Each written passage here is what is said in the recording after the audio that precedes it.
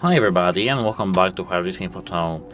In today's video I am going to show you how you can easily pair your House of Marley get together speaker with your Windows PC.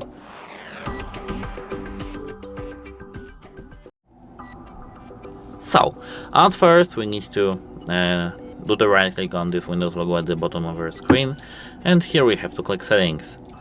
Now we have to click Bluetooth and devices, and here we have to click devices.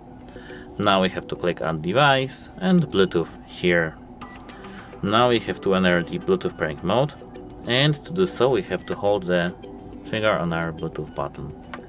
Now when the speaker is blinking, the LED light is blinking blue, we have to wait for our speaker to appear in the devices list on our Windows PC. We can click show all devices if anything goes wrong to see every device, and it should appear in a moment.